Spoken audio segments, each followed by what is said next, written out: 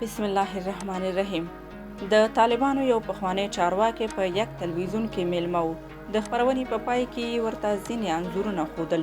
کله چې ورته د ډاکټر نجیب انځور وښود او ویې پوښته چې د دې شخص په اړه څه وایي. میلمه یو شیبه خاموشه شو، بیا یې یو لوی اسویلی وکړ او ویې ویل: ډاکټر نجیب ډیر ښه سړی و. افغانان او افغانستان به هیڅکله هم بیا داسې وطن دوست ولسمشر پیدا نه کړي. میلمه وویل: زه په اطمینان درته وایم چې مجاهدینو د ډاکټر نجیب وژل نه غوښتل، مګر نجیب په مستقیم ډول د پاکستان استخباراتي ادارې ISI وواژه.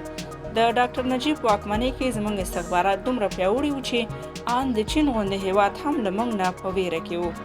که ډاکټر نجیب ژوندی وای، اوس به موږ د نړۍ تر ټولو پیاوړی او قوي هیواد وو. میلمه بیا یو اوږد اسویلی وکړ او ویې ویل: د نجیب په اړه ډیر څه شته چې حتی د ویلو توان یې نه لرم.